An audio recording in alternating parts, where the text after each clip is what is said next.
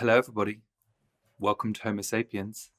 I have got one of my favourite writers here with me, sitting opposite me digitally, uh, taking up her co-host slot for the first time. It's Miss Shon Faye.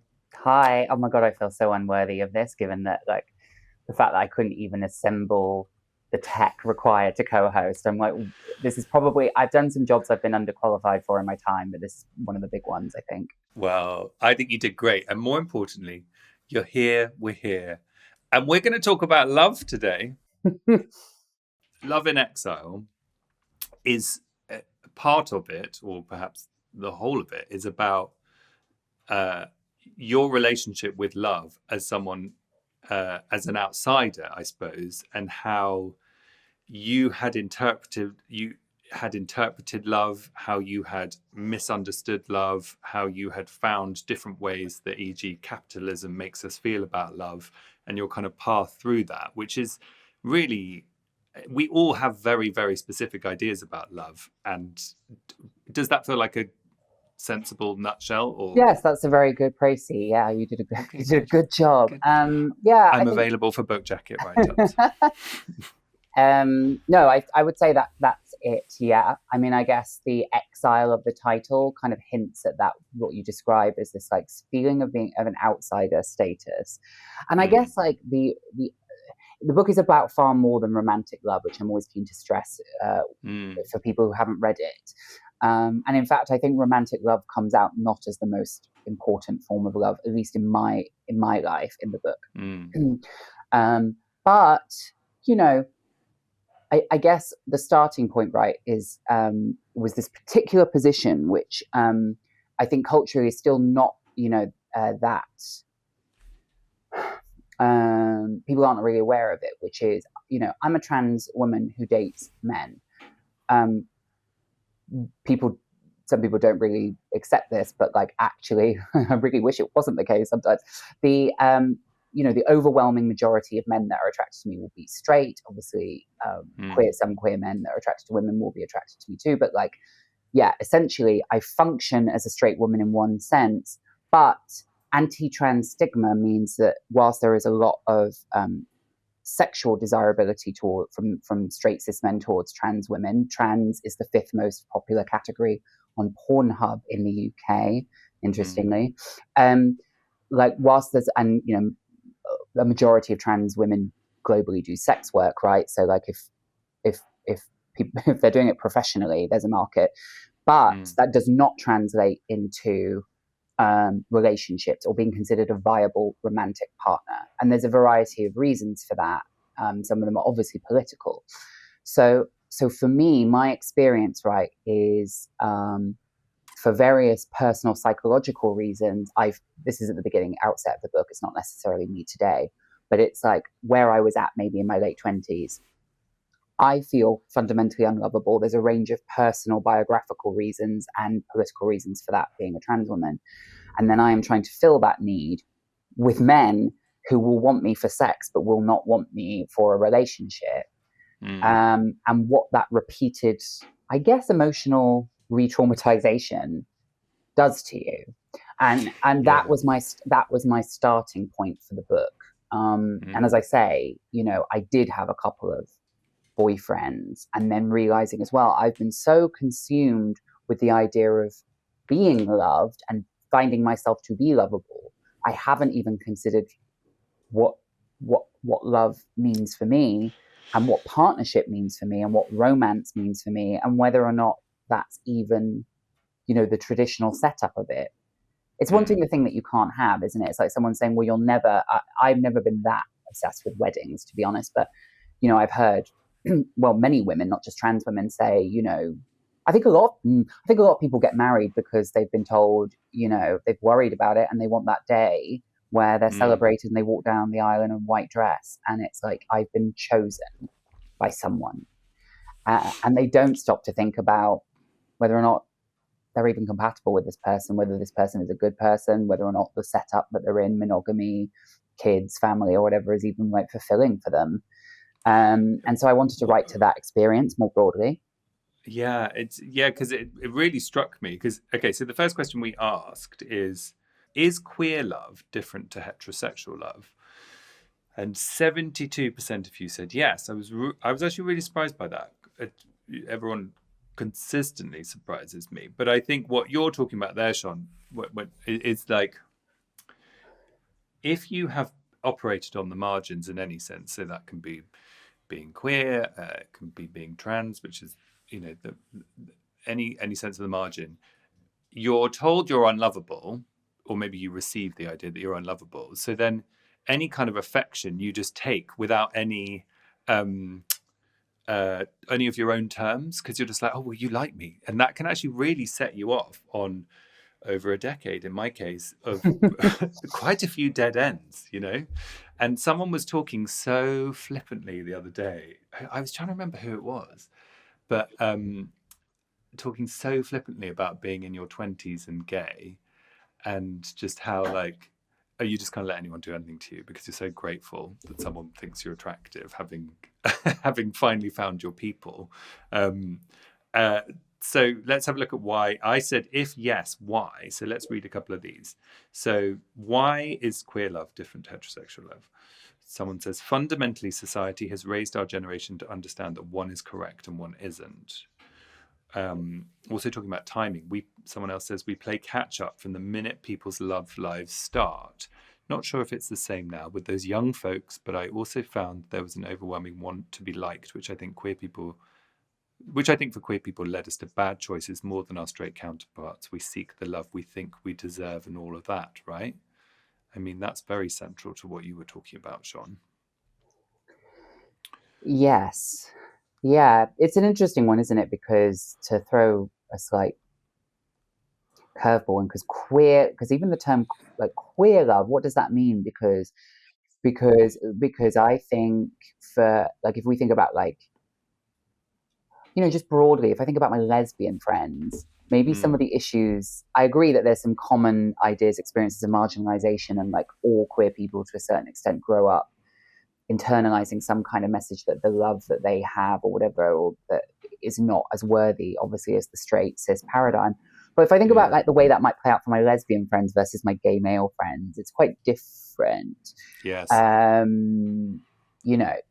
obviously, before I transitioned, I sort of existed in the kind of gay male space, I sort of stood out as clearly not performing that very well, and I continue to have a lot of gay male friends, and I think it's hard because this stuff is really contentious, isn't it? Because I don't want to sweep in and be moralistic or pathologizing like the Velvet Rage or something, but but I think what I let's go there. Well, what I notice with a lot of, like, say, in the gay male space, particularly, friends of mine or whatever, is that there's also this tussle between the sexual desirability hierarchies of gay male scenes, and like, it's sort of acceptable to want to be desirable and to be sexy and to fuck loads of people, to talk earnestly about love or to, emotional availability, maybe not, maybe a bit more of a struggle. And obviously, I don't think that, in many ways, I, as someone that crossed over into to a sort of, I don't know, like more of a sort of straight woman space, I think there's a lot of advantages of, say, the sexual freedoms of gay male culture, because misogyny really sucks. But at the same, just FYI, but it really does. I mean, it really disfigures. I think it disfigures dating because there's sometimes when people are like, well, why can't straight people have this kind of same sort of sexual freedom or whatever? And I think it's honestly because there's so much patriarchal conditioning, and like the sexual conditions for women who sleep with men are so different that it can't necessarily operate in the same way. But I think so there's a very if I think about the stereotypes, right, and so forgive me, listeners, if it doesn't apply to you, I'm not applying it to you. But like, what maybe quite a number of my gay male friends are struggling with is, it's very easy to find sex Yeah. And there's a lot of anxiety about fellow gay men as both sexual options, but also sexual competitors at the same time. You can like want to fuck someone and be their rivalry and all of that, especially if you're younger gay guys going out and stuff. That's what's going on in their head. And there is a sort of like being desirable on the sexual level is a kind of proxy for being lovable. And then like if I think about my lesbian friends, it's often this like much more like yearning thing where it's like, oh, I've got this very complicated situationship with a woman I met at a talk, and she lives in another country, and like I don't know, or just like the idea of like very very kind of like seemingly much more of an emotional register, but then it actually being like quite thorny and problematic, and yeah, not actually a sense that despite there might be much more talking and it might appear to be on a more emotional register, it doesn't necessarily mean it's any healthier. So, but one thing I guess I want to say on that is because the trouble is I think as queer people we can say, well, our problems are in love because we grew up marginalized, and because we're straight people it's all validated. But the crucial thing is I think straight love is not great either, like for a lot of people, right? Like particularly. Like if you look at like where straight dating is at and the discourse around it, like it's in a bad place. I mean, like a lot of on Instagram, a lot of my algorithm delivers me a lot of content about how women are just giving up on dating men. I mean, it is true in the US that something like I think it's like I can't remember if it's half, but like we're coming up to maybe at some point in the future between 30 to 50% of single women between the ages of I'm not going to quote a stat without knowing it, but like basically like a significant portion of women are going to be single at like the age of like I am now in their 30s and live alone. And, you know, like men, especially in the US, are having a very rightward shift, Andrew Tate, misogyny, etc. And women are wanting more from partnership than their mothers or grandmothers had on the emotional level. So all I would say to queer listeners is I don't think straight people are having a great time either. No, and I think as well, I think this applies to love. I think it applies to many, many things. Like, well, parenting is the one I always think about. Is like the straight version isn't better. It's just as a queer person, you've often had to think through your version. You know, you've had to really think about it. Whereas if you are straight, you don't have to analyze all that stuff. I mean, lots of people still do. You know what I mean? But like, you don't. You just sort of accept it, and that's why you kind of go, oh, well, I'll get married, and you don't go, well, what does marriage mean to me, and do I deserve it, and do I agree with it, and do I, you know, it's just it doesn't seem to happen quite so much because we're always trying to build our own little version, I suppose. Because yes, there's a queer umbrella, but actually that covers. I take that to be the LGBTQIA plus community, and within all of that, I mean, there's so many idiosyncrasies. One being what I'm thinking about when that you were just talking about, which always kind of fascinates me, that you as a trans woman, so as a gay man, I pretend I'm straight till I'm 19, then I come out as gay, and then I can pop into a nightclub where everyone around me has had a similar experience, roughly. You as a trans woman have to almost leave your queer community behind and go and date straight men.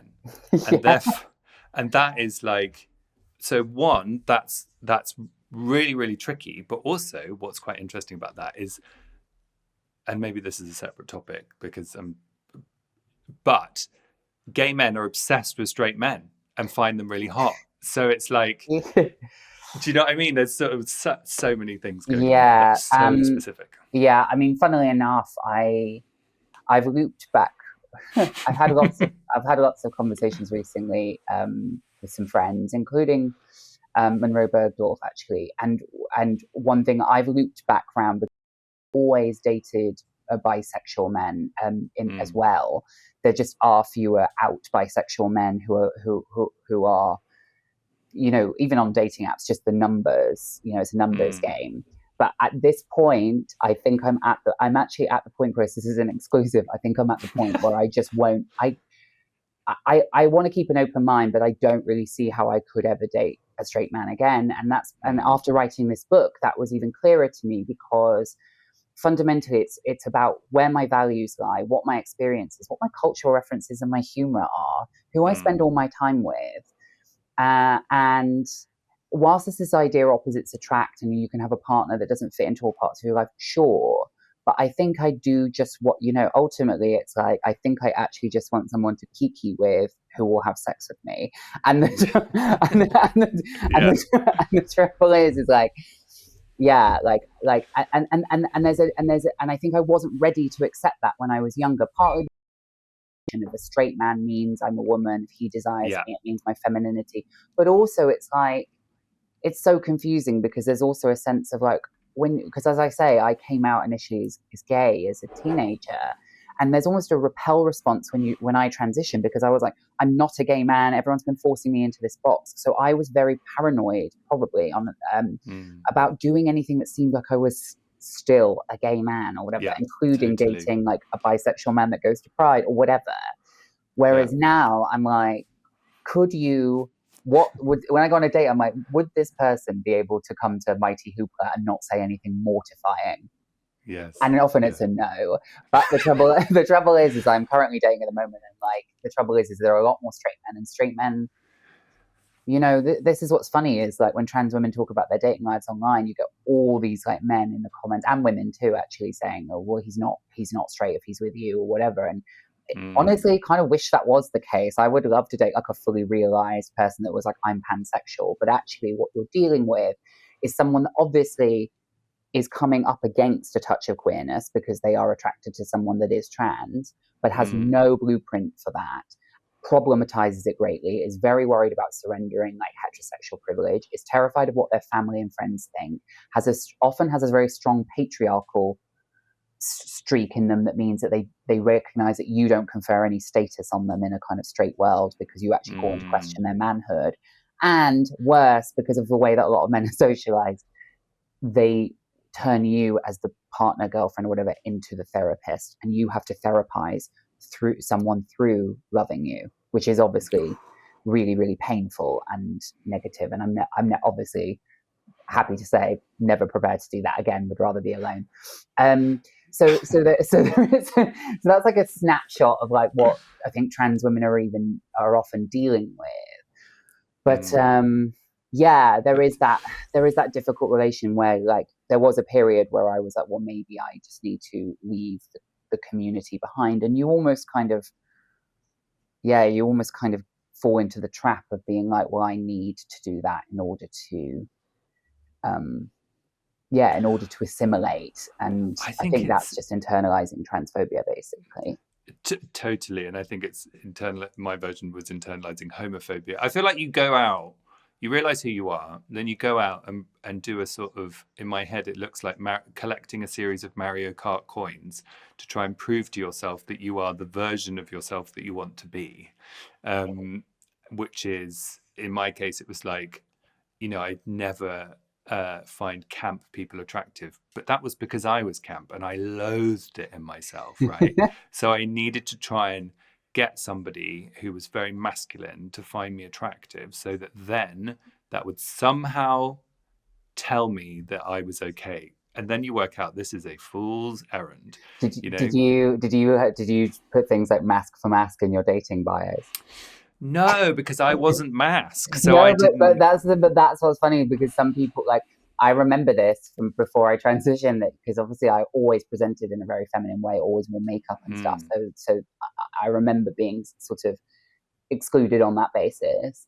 But I remember a couple of times meeting gay guys before I transitioned from apps or whatever, and they would have said mask for mask, and you turn up and you'd hear the voice and you'd be like, okay, honey. Yeah. But I remember being truly shocked that someone found an effeminate man attractive. I remember just being like, what? Like, and I don't know why. I always just like, I just thought, oh, that won't be me or whatever. And actually, it's also, yeah, I remember it really surprising me and not really believing it. And on some level, I would say I still don't believe it. But I think that's also because it's silly, isn't it? You take your own views as those of everyone else's, and it's not. Yeah, you no, know. I get that. Yeah, I'm always surprised when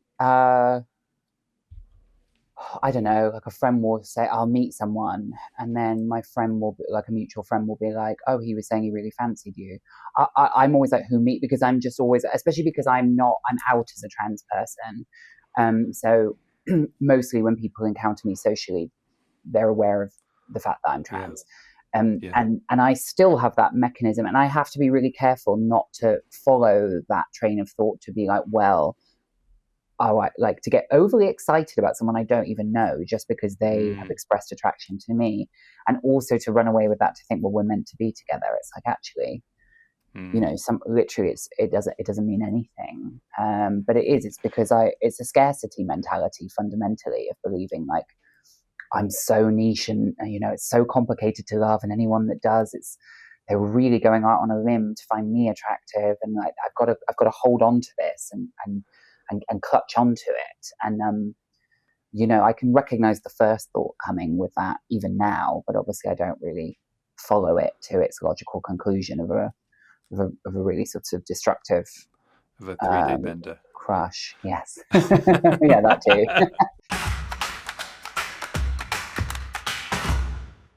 Okay, so we asked, have you ever been in love, to listeners? 82% of you said yes. 10% of you said not sure. 5 said I'm looking, and 2% of you said no. Then we said, has your queerness ever made you feel unlovable? So 25% of you said no. So, and then the remainder of you said yes, yes, but not anymore, or sometimes. So that's kind of a version of yes. Yeah, it's difficult, isn't it? Because even that question, have you ever been in love? I mean, I have been in love, but when I look back, not to do down anyone that like I have been in relationships with, but Mm, the version of love I subscribe to, which was nothing about the other person, it's just not what I would consider health. Maybe it's like healthy love. Well, because if mm, you say healthy love, is it like, well, is there unhealthy love or is it something else? I don't know. There's this concept called limerence. I don't use it in the book because I didn't want to get into the technicalities. And it's Dorothy Tenov, who was a psychologist in the 70s, used it to describe this particular feeling. And it is not like healthy attachment. But what it is like an obsessive fantasy based love. It's kind of like a teenage crush, but that won't mm, go away of its own accord. And it's like and I think it's the idea is that it's like when it persists into adulthood beyond the developmental stage of being a teenager. And it actually is like a neurochemical high that the obsession and rumination produces. So it's that idea that if you have basically felt obsessed with someone that you don't really know, who's somewhat unavailable, and it goes mm, on for months, and it's something I have struggled with throughout my life, and actually I consider it part. I'm an addict of all stripes, and I think I consider it part of my addictive system. And even the way that I would approach dating now is always because I've really like lost because it's not pleasant. It's very painful. I've definitely in the past like lost months of my life to rumination about someone that was emotionally unavailable. Anyway, mm. I think like something like that, like it feels, Anyway. yeah. Yeah. Anyway, I think it feels, very intense. And do you know what I always think about is like if my one of my favorite Christmas films is Notes on a Scandal, Oh, and fuck, I love that film. I love that yeah, you and call if that you a Christmas film. yeah, what is it's set at Christmas. Is And it? yeah, and I always say if you don't kind of treat your like limerent tendencies, you will end up as either one of those women. You will either end up as Judy Dench with a fantasy life in your journal, obsessed with Kate Blanchett, or you will end up as Kate Blanchett in a fantasy relationship with someone a underage boy you're teaching. Yes. Like those are like two very extreme I like ideas. There's Enduring Love by Ian McEwan. Like this idea of like the taken to an extreme obsession. I haven't been as extreme as any of those examples, but um, I think maybe there's a way in which queer people in particular are predisposed. Some queer people may be predisposed to the sort of experiences that produce limerence. And I'll explain what they are. Is I think not being fundamentally seen as a child, sensing potentially that the love of your parents or caregivers is conditional based on you being a certain type of way that you know that deep down that you're not, and that's starting to emerge. So, for example, you are sat there and Graham Norton comes on TV and you know you're gay and your dad says something homophobic about Graham Norton, you internalize the message like, my dad's love is conditional. So you've got that background combined with the fact that if you're at school, you're developing, as your sexual development starts, it's sort of like you might be furiously trying to hide and repress it, which means that it's coming up in crushes on unavailable boys, straight boys, being hidden. You're probably maybe talking to people in chat rooms who you don't know. If it was the 2000s, maybe now it's that you're using Snapchat, Grindr, whatever, and so you are developing a rich fantasy life, and what you're not necessarily doing is that development of healthy attachment. But also through, sorry to interrupt, but also through those fantasy interactions, you are only getting a tiny microcosm of what a relationship is. But you can perfect it because you're not giving anything of yourself away in a way. If you're talking about talking to people in chat rooms, you're just presenting this fictional idea of yourself that pleases them entirely. There's no grist to the mill or interactions or conflict that is ultimately a huge part of being in a relationship. Well, yeah, like I mean, like to use a personal example, because I'm is like I went into deep therapy a few years ago for this stuff within myself, and like love addiction, fantasy, dysfunction, attachment issues, right? And that was like around the same time that I was writing the book, and I even took like a year off from dating and everything. What I realized is that like when that is the nature of like how you develop like powerful feelings of romantic love, you focus on the unavailability of the person or whatever, but you're also like unavailable yourself, because actually if someone had been really healthy and wanted the stable like healthy, like attached, consistent romantic love that I thought I wanted, if someone had actually presented me with that, I would have self-sabotaged, because it would have been so deeply scary, because I didn't feel I was lovable. That idea of being truly seen, I would have always picked the fantasy every time. And in fact, I still have to be, really, really like rigorous about that tendency within myself. It's like the same thing, right, as like how, I don't know, like again, one of the things I looked at was that there have been periods in my life where I have, like slept with a lot of people. There is nothing wrong with sleeping with a lot of people, but it was more that like at times I was doing it and I didn't know why I wanted to. Like sometimes they were men that were not a good idea to be like that intimate with so quickly, etc.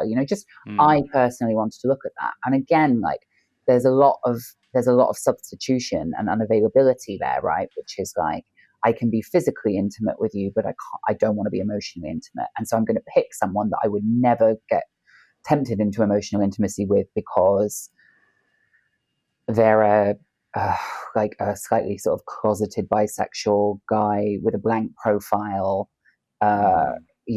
whatever. And so, these tendencies, I would say like, it's not all queer people, but I can see, and straight people, there are many straight people with tendencies for limerence and so on. But I think this dysfunctional idea of what love is, I think there are reasons why there are higher risk factors for it among queer people.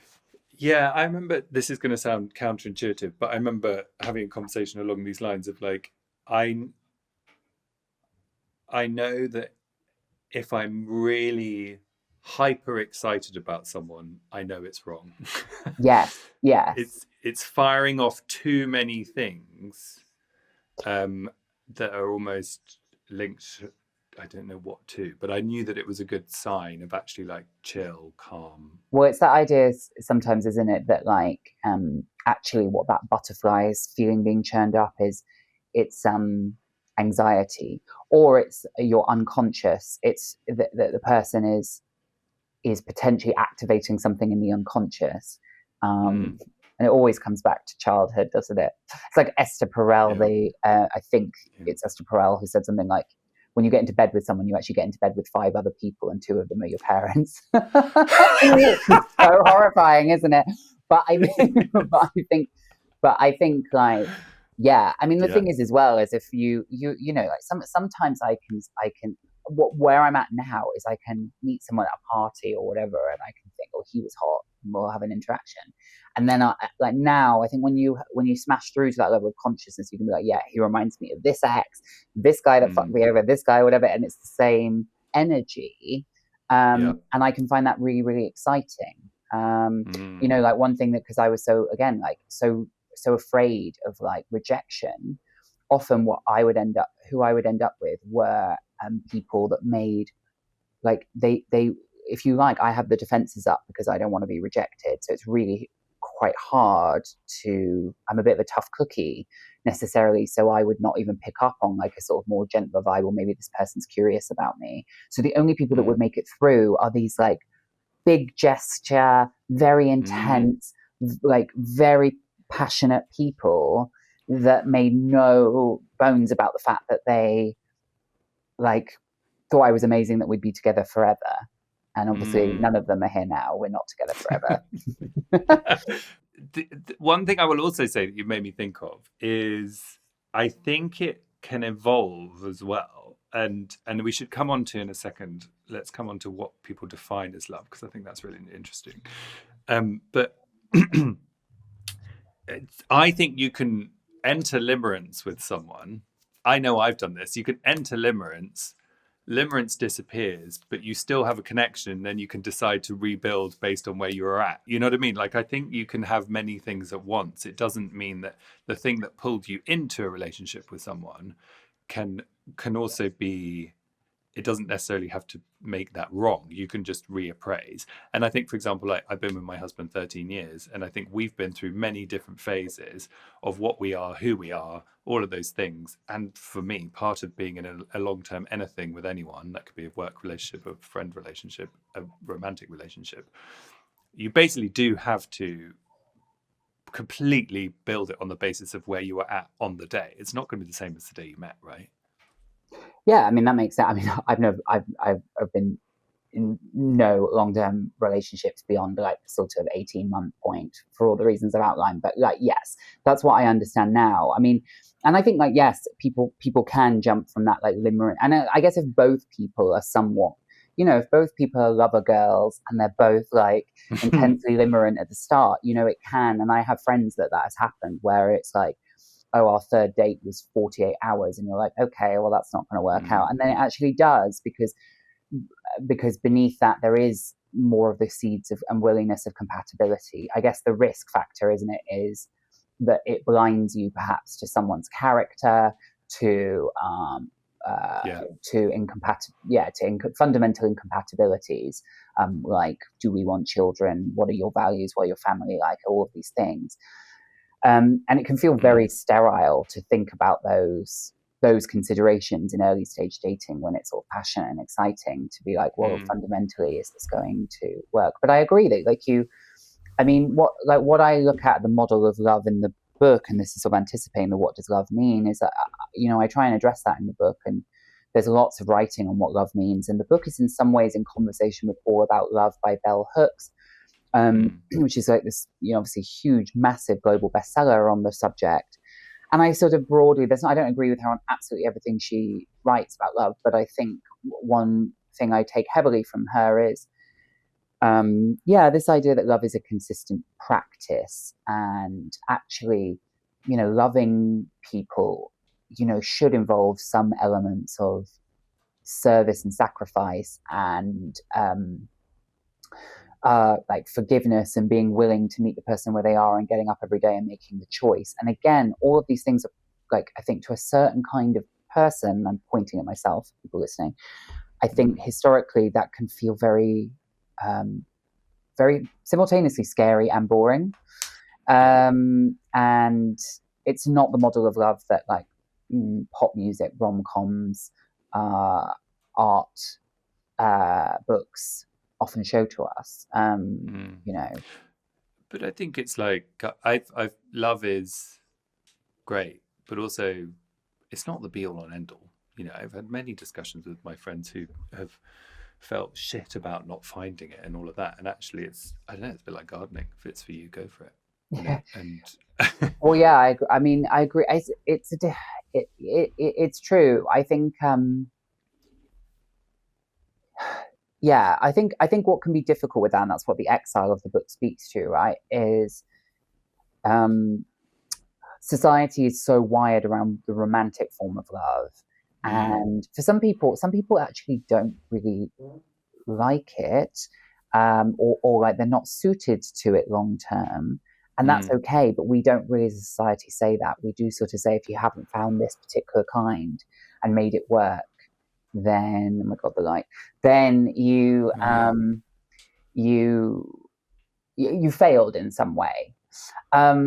But mm, again, like society's really changed, and in the hetero context, right? Like this model of like lifelong partnership, i.e., marriage or whatever, like that wasn't really based on love. Do you know what I mean? Like I no, write about my family history in Love in Exile, and my grandmother married my grandfather in the 1940s in Ireland. You know, like Catholic Ireland, right? Like basically, you know, you make a decision. She made a decision when she was like barely an adult, and that's it for life. Like there's no divorce. Do you know what I mean? mm, And that is like what the majority of women were. And I think my grandparents' marriage was reasonably happy as it goes, but that's kind of more luck when you think about it. yeah, My mum used to say about the women of the generation of my grandmother's generation. She used to say some of them got their life back when their husbands died, because for the mm, first time they had money and autonomy, and they didn't have like sorry, it sounds so callous, but this like albatross around their neck, like, yeah, you know. And so often we're really romanticizing something that you know doesn't work out great for everyone else.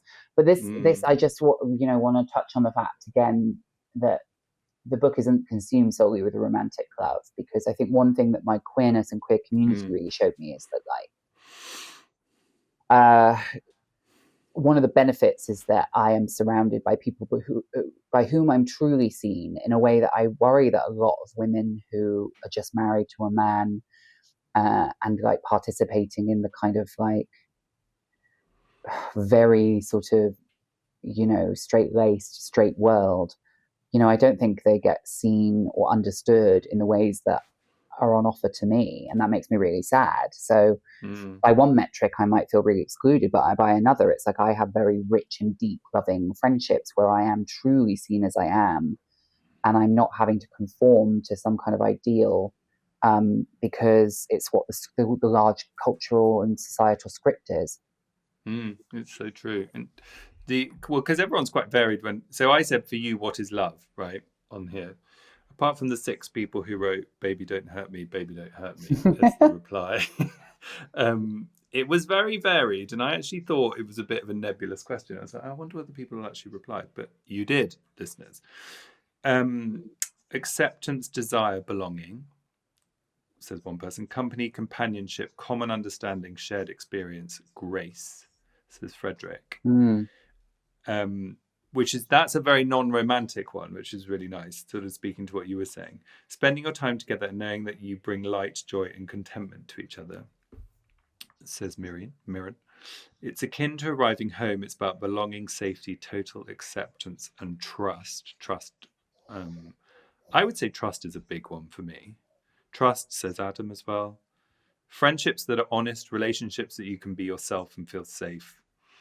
Um, and then while I don't know what that means. Um, a safety net, a listening, many headed thing to have with many people. It's a cliche, it's a battlefield.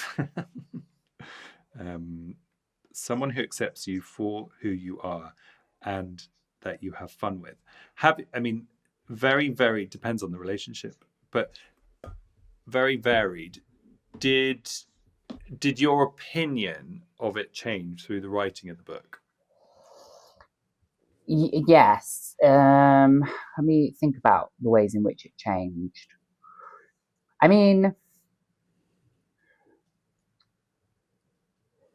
yeah, yes. I think as a process of the kind of internal work I had done in the years leading up to the book, I think I guess I've already sort of touched on it, but I think Mm, this idea that it should be kind of consistent, secure, and the word safe. It's such an mm, unsexy word, right? But actually, what I realized through writing the book, and the book is obviously the memoiristic parts of the book, and I got sober, and I talk or write about addiction in the book, and when I was in active addiction, one of the functions of addiction, drug and alcohol addiction, is to medicate and to protect. And there were things from which I was protected emotionally by the numbness that comes with addiction.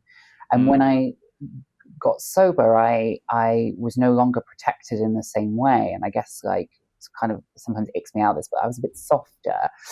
And one of the things I realized, obviously, was that um, to a trans woman, particularly, a trans woman who, is a drug and alcohol addict, safety is a precious commodity. And I had not been very safe. I had put mm, myself in really dangerous positions, and society had put me in really dangerous positions. And by that, I mean physically, sexually, emotionally.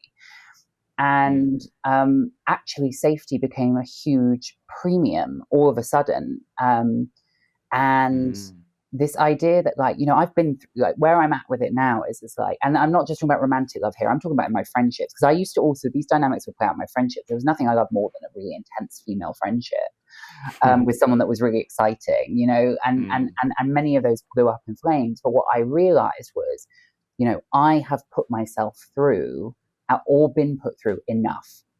And this is like, I'm talking at like 30, early 30s, I'm 37 now. It was like at that mm, point, it's like, I'm lucky to be alive. What I don't need is any more. There's enough going on in the world. Like everything we've just spoken about with what trans women are facing.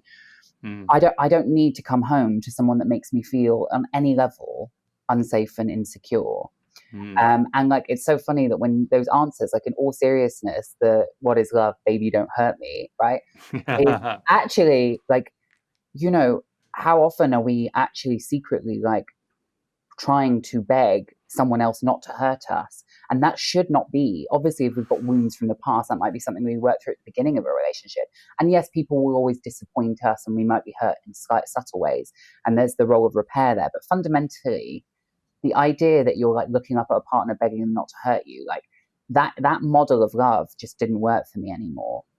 Mm, But I also think about this with community, because mm, one thing that really changed for me, actually, you asked to go back to the original question, was about the trans community, and it's because it's the one I'm in.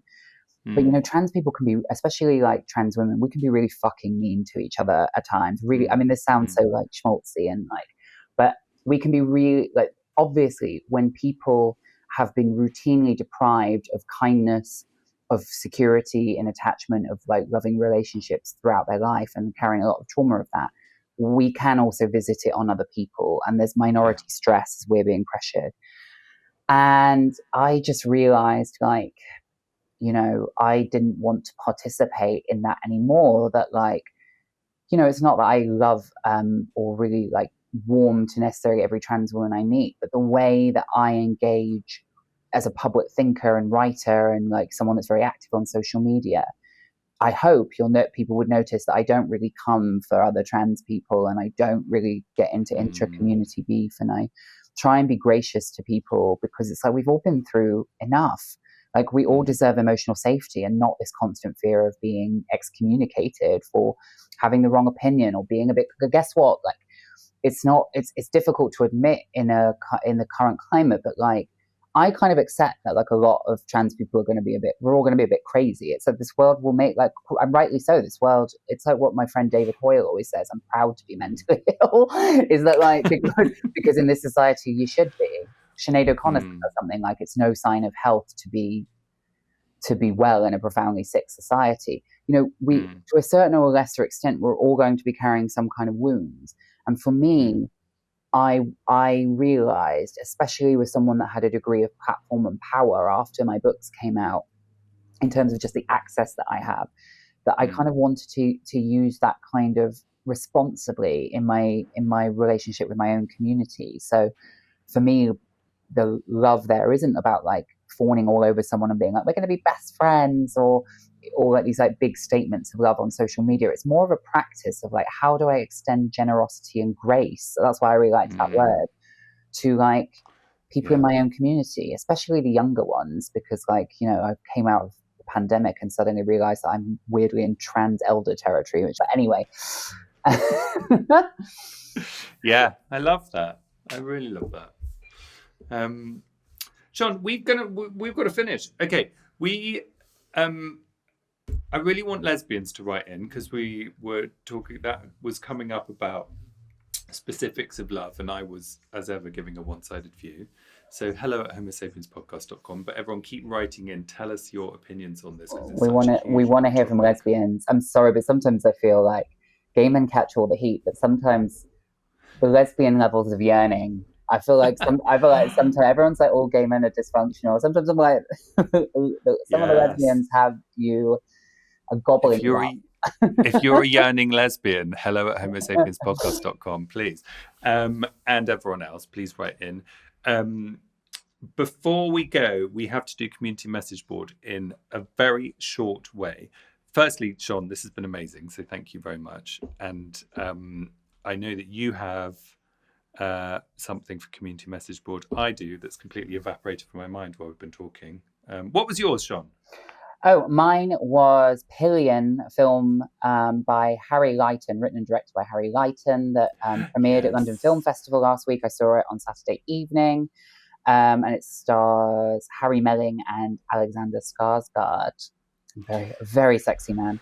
It's about leather biker BDSM communities in the it's about gay men involved in the sort of leather BDSM biker scene. It's based on a book called Box Hill about that scene, and it's about the relationship between a dom and his sub. Fundamentally, Alexander Skarsgård is the dom, Harry Melling is the sub.